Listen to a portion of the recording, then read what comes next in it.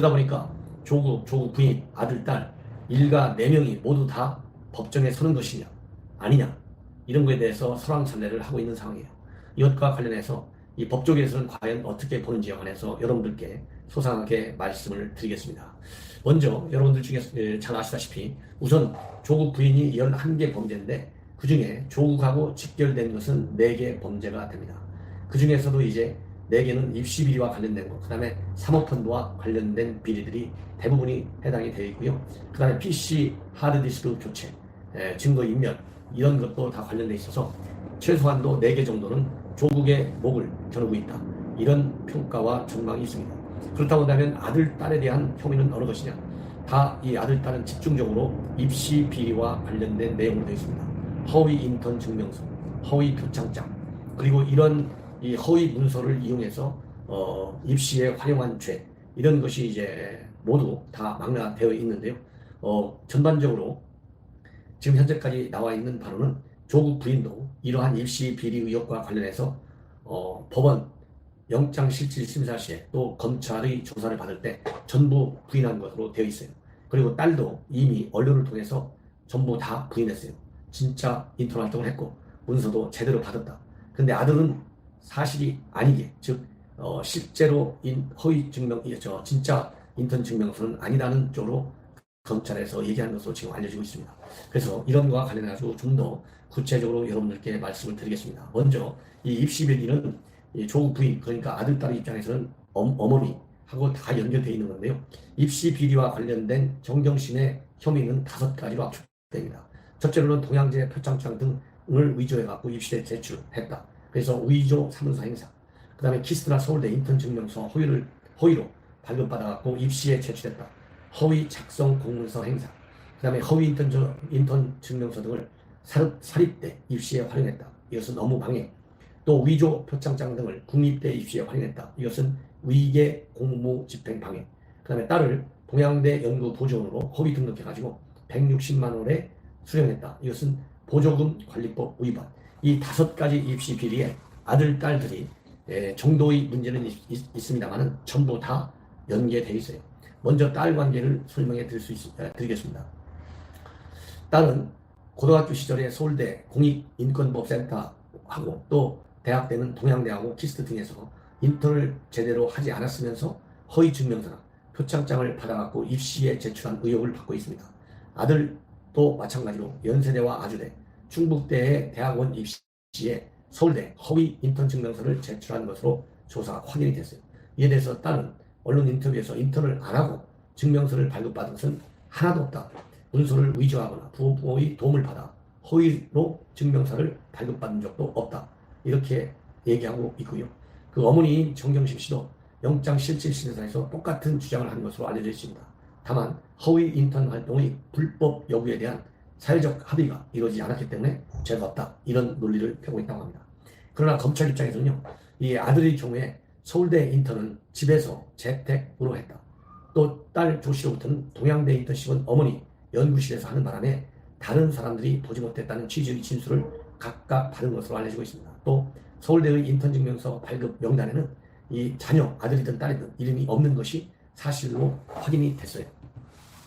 이러다 보니까 이제 이 법조에서는 자녀들이 관여 정도하고, 그러니까 이러한 비리, 의혹, 가짜, 여기에 자녀들이 어느 정도로 관여되어 있느냐, 그 다음에 입시 결과 실제로 이런 위조된 문서에 의해서 정말 입학에 결정적인 영향을 줬느냐 안 줬느냐, 이런 입시 결과가 형사처벌의 기준이 될 것이라고 합니다.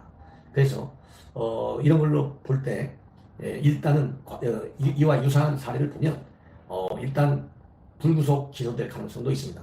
최근에 지난 5월 달에 제자들을 동원해가지고 딸 논문을 대필시킨 혐의로 기소된 서울대 치의학 전문 대학원에 이러한 그 제자들을 동원해갖고 딸을 논문을 대필시켜서 서울 치의대 전문대학원에 입학토록 한 성균관대 교수가 구속 기소가 됐고요. 이 A씨의 딸도 불구속 기소됐어요. 그래서 이러한 경우에는 이 부정입학에 따른 업무방해, 또 위계 공무집행방해 등의 혐의는 실제 부정한 결과, 즉 합격이 발생한 경우를 처벌하도록 되어 있다. 따라서 단지 지원한 것만 갖고서는 재판에서 무죄가 나올 수 있다. 이것이 법조계의 일부 시각입니다. 그렇지만은 일가족이 전부 처벌 대상에 오른 상황에서 관행상 자녀들은 포함되지 않을 것이라는 의견도 있다고 합니다. 예.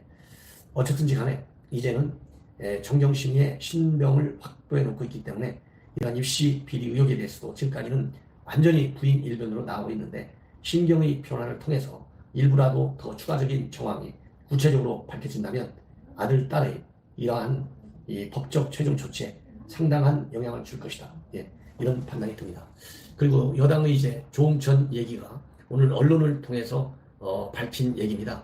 이 조홍천 의원 여러분들 잘 아시다시피 정윤회 문건과 관련해서 청와대 민정비서관으로 있다가 그 사건과 관련해 가지고 이제 청와대로부터 나와서 민주당의 공천을 받아왔고 현재는 민주당 의원으로 되어 있습니다. 당연히 검사 출신입니다. 예.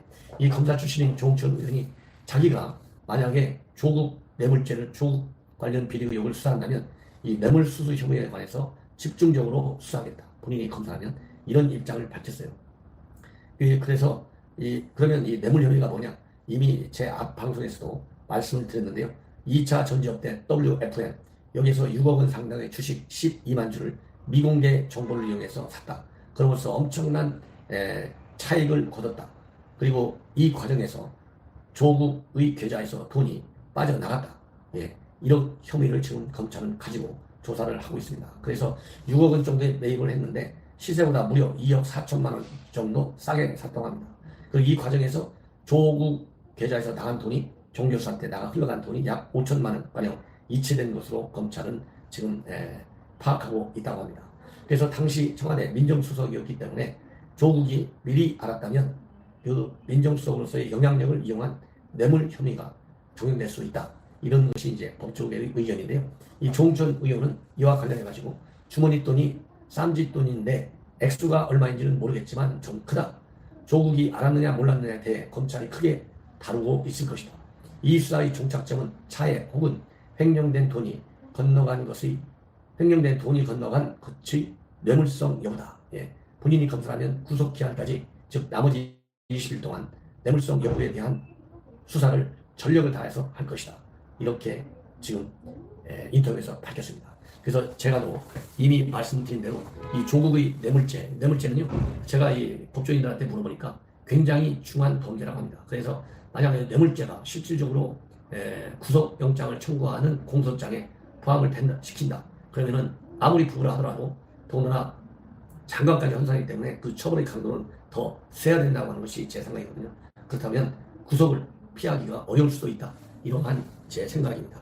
그 다음에는요, 또 하나 이게 참 웃기는 일인데, 정경심 구속과 관련해서 정부 여당이 지금 입을 못 열고 있어요. 아무리 생각해봐도 자기네가 너무 잘못 그동안 입장을 발표한 것이죠. 그러니까 최소한도의 체면은 좀 지켜야 되겠다. 이런 생각이 드는 것 같습니다. 그래서 이런 그 청와대가 입장이 없는 걸 알면서도 기자들이 정경심 구속과 관련해서 입장이 없냐? 이렇게 물으니까 청와대에서는 그것 꼭 다 알면서 왜 묻는지 모르겠다. 이런 투덜거리는 반응을 보이는 것 같습니다.